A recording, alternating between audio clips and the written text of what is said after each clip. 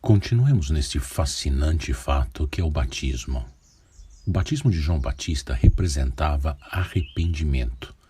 O significado do batismo, que seria instituído por Cristo, vai além do arrependimento, para chegar ao ponto de manifestar a morte do nosso ser afastado do Deus Pai, que nos dá uma nova vida no Deus Filho e com ela nos dá o Espírito Santo.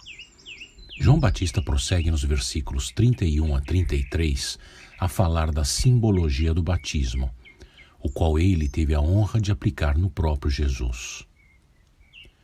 Eu mesmo não o conhecia, mas por isso é que vim batizando com água, para que ele viesse a ser revelado em Israel. Então João deu o seguinte testemunho: eu vi o Espírito descer do céu como pomba e permanecer sobre ele. Eu não o teria reconhecido se aquele que me enviou para batizar com água não me tivesse dito: aquele sobre quem você vira o Espírito descer e permanecer, esse é o que batiza com o Espírito Santo. No batismo de Jesus aconteceu algo muito especial. O Espírito de Deus desceu e permaneceu nele. Jesus estava mostrando como, da mesma forma, o Espírito de Deus viria e permaneceria nos filhos de Deus, aqueles que depositarem sua fé e vidas aos pés de Jesus Cristo.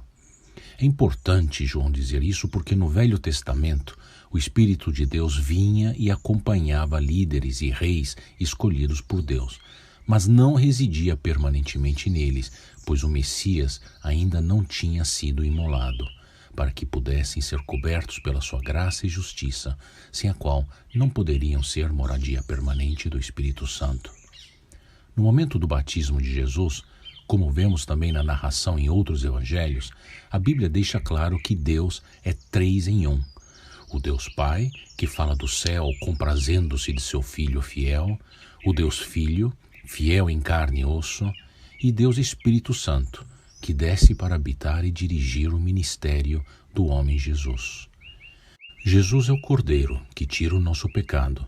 Assim, através dele, nos apresentamos puros e sem mancha diante de Deus, para que então Deus nos possa encher com seu Espírito. Nenhum ser humano seria capaz de fazer isso pela humanidade. Só um que tivesse vivido em total obediência a Deus e ter infinito valor de Deus, para poder apaziguar a justiça de Deus para com todos aqueles que nele crescem.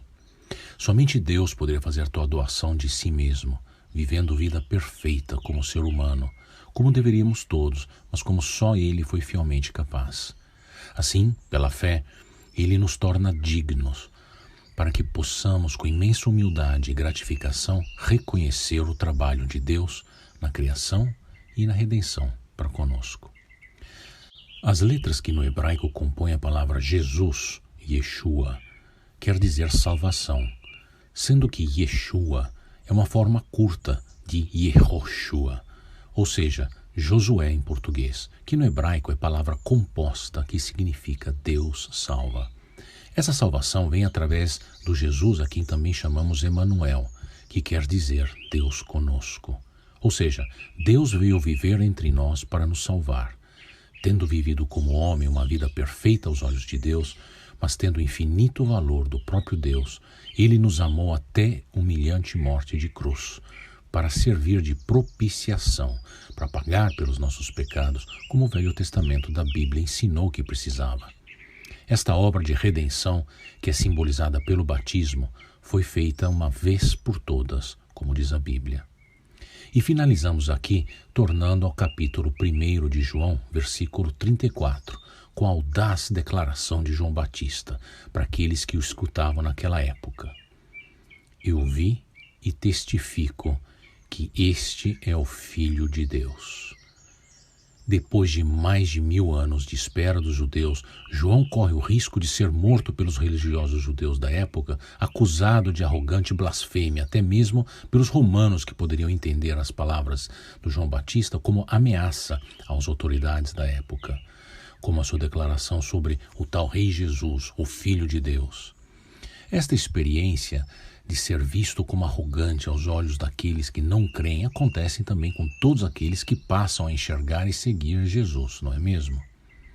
Para a grande maioria das pessoas que pega a Bíblia para ler, quando pegam, muita verdade passa batida sobre os próprios olhos, porque a leem com diffidência, com um pé atrás, ou a leem com força da própria interpretação, sem consideração do enredo e contexto em que se posiciona cada texto da Sacra Escritura.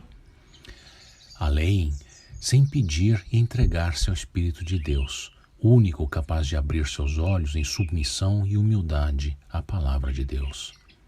Só desses primeiros 6 episódios, cobrindo a metade do primeiro capítulo do Evangelho de João, pudemos sentir o perfume de tanta vida neste jardim da palavra de Deus.